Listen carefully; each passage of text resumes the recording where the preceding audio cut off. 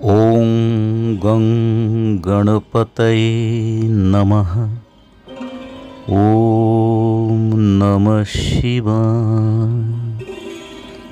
প্রিয় বন্ধুরা, সুস্বাগতম। পুরাণোল্লিখিত পঞ্চকন্যার কাহিনী 5টি পর্বে আপনাদের সামনে তুলে ধরব। এই পঞ্চকন্যার মধ্যে প্রথম 3 জন হলেন ত্রেতা যুগের এবং বাকি 2 জন দ্বাপর যুগের। ত্রেতা যুগে যে 3 জনের উল্লেখ পাওয়া যায় তারা হলেন অহল্যা, মন্দোদরী এবং তারা। আর দ্বাপর যুগের 2 জন কন্যা হলেন কুন্তী এবং দ্রৌপদী। কেউ কেউ এই তালিকায় কুন্তীর পরিবর্তে মাতা সীতাকে সংযুক্ত করেন, তবে বেশিরভাগ পৌরাণিক বিশেষজ্ঞের মতানুযায়ী প্রথমে উল্লিখিত 5 জনকেই পঞ্চকন্যারূপে গণ্য করা হয়। সবথেকে যেটা আশ্চর্যের তা হলো এই 5 জন প্রত্যেকেই বিবাহিত এবং সন্তানের জননী হওয়া সত্ত্বেও এরা চিরকুমারিত্বের বরদান প্রাপ্তা ছিলেন।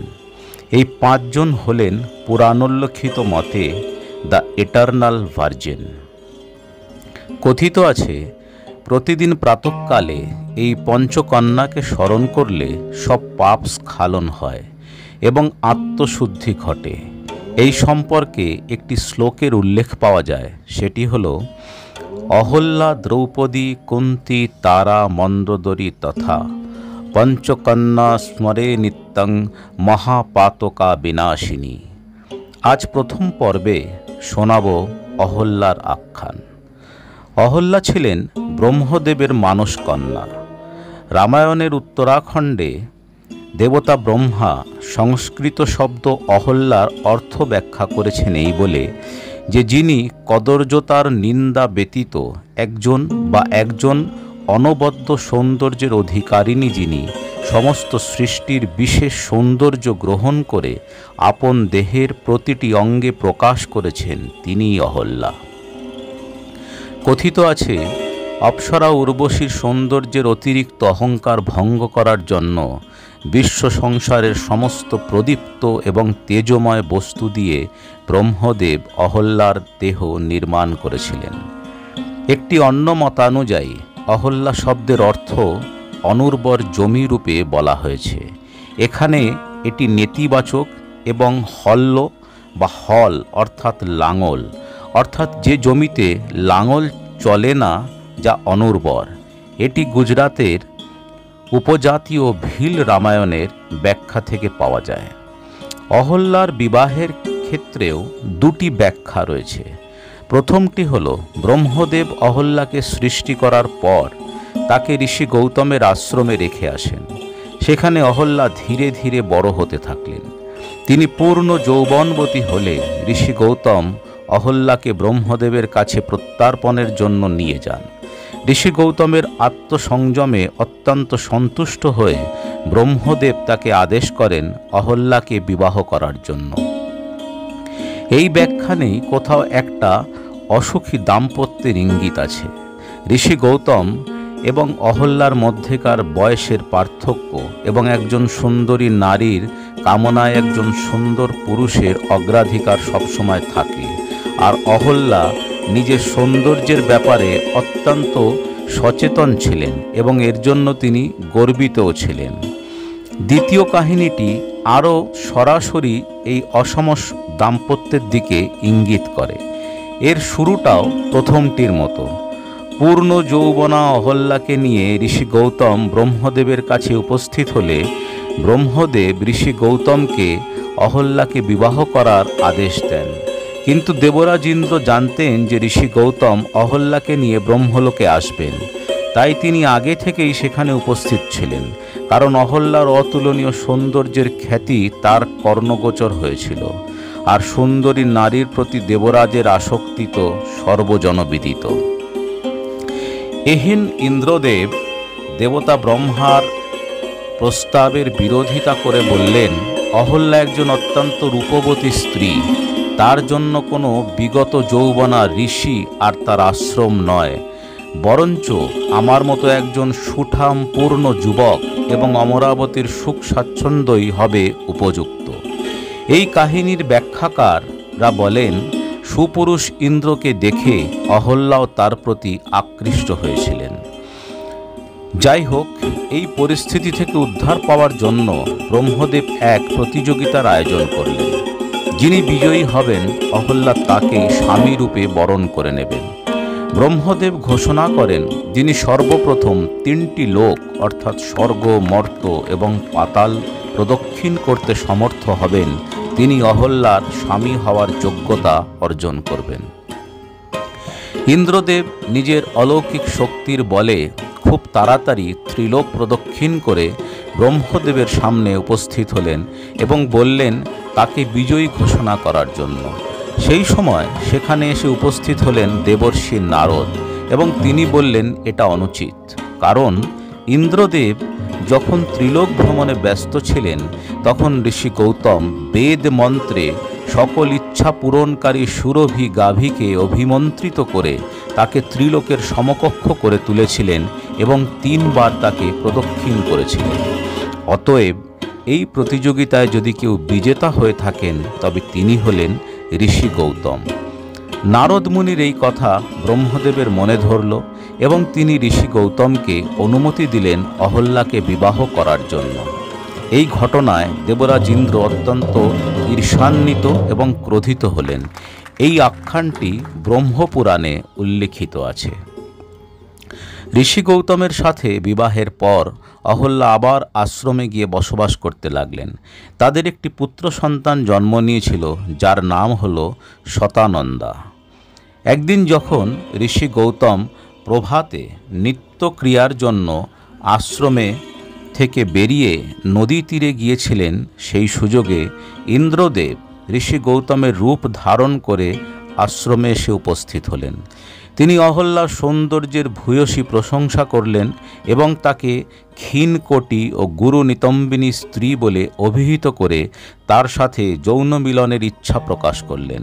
অহল্যা দেবরাজ ইন্দ্রের ছদ্মরূপ বুঝতে পেরেও নারী মনের কৌতূহল এবং হয়তোবা পূর্বের আকর্ষণের জন্য এই প্রস্তাবে সম্মত হলেন এবং তারা দুজনে রতিক্রীড়ায় মগ্ন হলেন। সম্ভোগ শেষে ইন্দ্রদেব গমনোদ্যত হলে সেই সময় আশ্রমে এসে উপস্থিত হলেন ঋষি গৌতম। তিনি দুইজনকে অমন অবস্থায় দেখে সহজেই অনুমান করে নিতে পারলেন যে কিছুক্ষণ পূর্বে তারা কি কার্যে লিপ্ত ছিলেন। ঋষি গৌতম অত্যন্ত ক্রুদ্ধ হলেন এবং তিনি অহল্যাকে অসতী বলে সম্বোধন করলেন। অহল্যা আত্মপক্ষ সমর্থনের চেষ্টায় বিফল মনোরথ হলেন। ঋষি গৌতমের ক্রোধ কিছুমাত্র শান্ত হল না।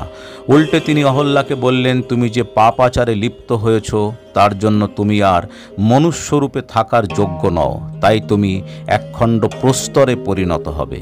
এই অভিসম্পাত শুনে অহল্যা বিস্তর কান্নাকাটি এবং অনুনয় বিনয় করলে ঋষি গৌতম একটু শান্ত হলেন এবং বললেন, অভিশাপ আমি ফিরিয়ে নিতে পারবো না, তবে ত্রেতা যুগে স্বয়ং ভগবান নারায়ণ শ্রীরাম রূপে ধরাধামে অবতীর্ণ হবেন এবং তার স্পর্শে তোমার অভিশাপ মুক্তি ঘটবে। এই সব দেখে দেবরাজ ইন্দ্র তখন পলায়নের চেষ্টা করছিলেন। ঋষি গৌতম তাকে সম্বোধন করে বললেন, দেবরাজ, আমি আগেই আপনাকে চিনতে পেরেছি, আর ছদ্মবেশের প্রয়োজন নেই। ইন্দ্রদেব নিজের আসল রূপ ধারণ করলে ঋষি গৌতম তাকে তীব্র ভর্ৎসনা করে বললেন, আপনার শচী দেবীর মতো একজন সর্বগুণসম্পন্ন সুন্দরী স্ত্রী রয়েছেন। আপনার রাজ্য অমরাবতীতে অতীব সুন্দরী অপ্সরারা রয়েছেন। এদের মধ্যে যার সঙ্গে ইচ্ছা আপনি সম্ভোগে লিপ্ত হতে পারেন, কিন্তু তবুও আপনার পর স্ত্রীর প্রতি আসক্তি কমে না। আজ আপনার লালসার শিকার হয়ে একজন সতী সাধ্বী স্ত্রী তার সতীত্ব খোয়ালেন এবং অভিশপ্ত হলেন। এই ন্যাক্কারজনক ঘটনার জন্য সর্বৈবভাবে দায়ী হলেন কেবলমাত্র আপনি। তাই হে ইন্দ্রদেব, আমি আপনাকে অভিসম্পাদ দিচ্ছি।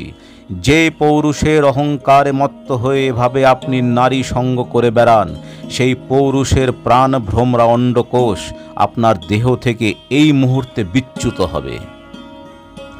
ঋষি গৌতমের কথা শেষ হওয়া মাত্র ইন্দ্রদেবের মনে হলো তার শরীরে যেন এক বিদ্যুৎ তরঙ্গ খেলে গেল এবং তার চোখের সামনে অন্ডকোষ দুটি দেহ থেকে খসে পড়ল। এরপর ঋষি গৌতম দুজনের উদ্দেশ্যে বললেন, তোমাদের ব্যভিচারের কারণে আমার এই আশ্রম অপবিত্র হয়েছে, তাই আমি এই আশ্রম পরিত্যাগ করে চললাম। এই বলে তিনি প্রস্থান করলেন। অহল্যা ধীরে ধীরে এক প্রস্তরখণ্ডে রূপান্তরিত হলেন। অত্যন্ত ভীত সন্ত্রস্ত ইন্দ্রদেব গিয়ে উপস্থিত হলেন সূর্যদেবের সদনে। তাকে আদ্যপান্ত সব কিছু ঘটনা বর্ণনা করে তিনি বললেন, হে সূর্যদেব, এইভাবে থাকা অসম্ভব, তাই আপনাকে অনুরোধ করছি এর একটা আশু প্রতিকারের ব্যবস্থা করুন। সূর্যদেব অনেক ভেবেচিন্তে স্বর্গের চিকিৎসক অশ্বিনী কুমার দ্বয়কে ডেকে পাঠালেন। তারা এসে উপস্থিত হলে সূর্যদেব বললেন, দেবরাজ ইন্দ্রের অন্ডকোষ তার শরীর থেকে বিচ্যুত হয়েছে, এর অতি শীঘ্রই প্রতিস্থাপন প্রয়োজন। অশ্বিনী কুমার দ্বয় সূর্যদেবকে বললেন, হে দেব, প্রতিস্থাপন অবশ্যই সম্ভব, কিন্তু নতুন অন্ডকোষ নির্মাণের জন্য কিছু সময়ের প্রয়োজন। সূর্যদেব দেবরাজ ইন্দ্রকে তা জানালে তিনি বললেন, এইভাবে থাকতে পারবো না, ওনাদের বলুন জরুরি ভিত্তিক কোনো সমাধান খুঁজে বার করতে। তখন অনেক সলা পরামর্শের পর এই সিদ্ধান্তে পৌঁছানো হলো যে আপাতত একটি মেষ বা ভেড়ার অন্ডকোষ ইন্দ্রদেবের দেহে প্রতিস্থাপন করা হবে এবং পরবর্তীতে নতুন অন্ডকোষ নির্মাণ হয়ে গেলে আবার তা লাগিয়ে দেওয়া হবে। এর একটি অন্য ব্যাখ্যাও পাওয়া যায়। কথা শরীর সাগরে যেখানে বর্ণনা করা হয়েছে যে ঋষি গৌতমকে আসতে দেখে দেবরাজ ইন্দ্র একটি মার্জার বা বিড়ালের রূপ ধরে পালিয়ে যাওয়ার চেষ্টা করছিলেন। ঋষি গৌতম তাকে নিবৃত্ত করেন এবং নিজের প্রকৃত রূপ ধারণ করতে বলেন। দেবরাজ নিজ রূপ ধারণ করলে ঋষি গৌতম তার তীব্র ভর্ৎসনা করেন এবং বলেন, স্ত্রী যোনির প্রতি আপনার অতিরিক্ত লালসা আপনাকে দুরাচারী এবং ব্যভিচারী করে তুলেছে। আপনি নিজের আত্মমর্যাদা বিস্মৃত হয়ে একজন সম্ভোগকারী লোলুপ হয়ে উঠেছেন। তাই আমি আপনাকে অভিসম্পাদ দিচ্ছি, আপনার সমস্ত শরীর জুড়ে সহস্র যোনি প্রকাশিত হয়ে উঠবে এবং আপনি যেখানেই যাবেন এই চিহ্ন আপনাকে বহন করে নিয়ে চলতে হবে, যাতে বিশ্ব সংসার আপনার চরিত্র সম্পর্কে সম্যক ধারণা করতে পারে। ঋষি গৌতমের কথা শেষ হবার পরেই দেবরাজ ইন্দ্রের সমস্ত শরীর জুড়ে অসংখ্য যোনি স্ফুরিত হয়ে উঠল। এই ভয়ানক লজ্জাজনক অবস্থা থেকে মুক্তি পাওয়ার জন্য দেবরাজ ইন্দ্র ঋষি গৌতমের কাছে করজোরে ক্ষমা প্রার্থনা করলেন এবং বললেন, হে মুনিবর, আমার যথেষ্ট শিক্ষা হয়েছে এবং আমি অত্যন্ত আত্মগ্লানি অনুভব করছি। ঋষি গৌতম একটু শান্ত হয়ে বললেন, আপনার শরীরের যোনির চিহ্নগুলি আঁখি পট বা চোখের আকারে পরিবর্তিত হয়ে যাবে এবং তাই ঘটল। এই ঘটনার বহুকাল অতিবাহিত হওয়ার পর যখন সদ্য যুবা শ্রীরাম এবং লক্ষ্মণ ঋষি বিশ্বামিত্রের সঙ্গে মিথিলার উদ্দেশ্যে যাত্রা করেছিলেন, সেই সময় পথিমধ্যে তারা দেখতে পেলেন ঋষি গৌতমের পরিত্যক্ত আশ্রম। ঋষি বিশ্বামিত্র সমস্ত ঘটনার বর্ণনা করে শ্রীরামকে অনুরোধ করলেন প্রস্তরীভূত অহল্যাকে স্পর্শ করার জন্য। এখানে লক্ষণীয় যে ঋষি বিশ্বামিত্র বর্ণনাকালে অহল্যাকে ব্যক্তিত্বময়ী এবং মহীয়সী বলে অভিহিত করেছিলেন, অর্থাৎ কোথাও অহল্যাকে ব্যভিচারিণী বলে মান্যতা দেওয়া হয়নি এবং তার সামাজিক মর্যাদাও ক্ষুণ্ণ হয়নি। শ্রীরামের স্পর্শে অহল্যা প্রস্তরীভূত অবস্থা থেকে পুনরায় নিজের পূর্বাবস্থায় ফিরে এলেন। অতঃপর তিনি শ্রীরাম, লক্ষ্মণ এবং মহর্ষি বিশ্বামিত্রের উদ্দেশ্যে বনফলের নৈবেদ্য ও সুদৃশ্য বনফুলের মালা নিবেদন করলেন এবং তাদের চরণ প্রক্ষালন করে দিলেন। এইভাবে অহল্যা তার শাপ মুক্তির জন্য কৃতজ্ঞতা প্রকাশ করলেন। এরপর শ্রীরামের পরামর্শে শ্রীরাম এবং লক্ষ্মণ দুজনেই অহল্যার চরণ স্পর্শ করে প্রণাম জানালেন। এর ফলে অহল্যার হৃত সামাজিক মর্যাদারও পুনরুদ্ধার ঘটল। তারপর তিনি সবার উদ্দেশ্যে ধন্যবাদ প্রণাম নিবেদন করে স্বর্গলোকের অভিমুখে যাত্রা করলেন। অহল্যার আখ্যানের নির্যাসরূপে এটা অবশ্যই বলা যেতে পারে যে তিনি অতুলনীয় সৌন্দর্যের অধিকারিণী একজন ব্যক্তিত্বময়ী নারী ছিলেন, যিনি হয়তো অনাগত শাস্তির সম্মুখীন হবেন জেনেও নিজের নারী সত্তাকে প্রাধান্য দিতে দ্বিধাবোধ করেননি এবং পরবর্তীতে তিনি স্বমহিমায় উজ্জ্বল থেকেছেন। উত্তরপ্রদেশের উন্নাওতে রয়েছে অহল্যা ভূমি। সেখানে অহল্যার একটি মন্দির রয়েছে।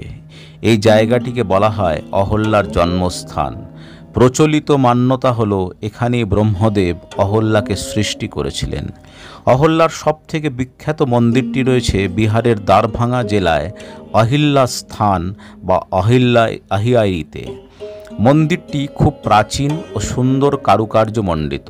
কথিত আছে এই স্থানেই ঋষি গৌতমের আশ্রম ছিল এবং মিথিলা যাওয়ার পথে এখানেই শ্রীরাম অহল্যার উদ্ধার করেছিলেন। এই মন্দিরের ভিতরে একটি প্রস্তরখণ্ড আছে এবং স্থানীয় মান্যতা হলো এই প্রস্তরখণ্ডে মাতা সীতার পদচিহ্ন অঙ্কিত আছে। এখানে রামনবমী এবং বিবাহ পঞ্চমীতে খুব বড় উৎসব হয়। এই মন্দিরের আরেকটি বিশেষত্ব হলো এটি সম্ভবত ভারতবর্ষের একমাত্র মন্দির যেখানে মহিলা পুরোহিত দ্বারা পুজো করা হয়। এই প্রথা বহু যুগ ধরে চলে আসছে।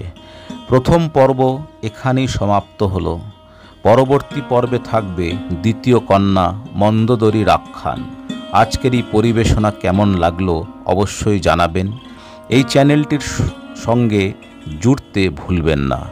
আপনারা প্রত্যেকে ভালো থাকুন। ঈশ্বর আপনাদের মঙ্গল করুন।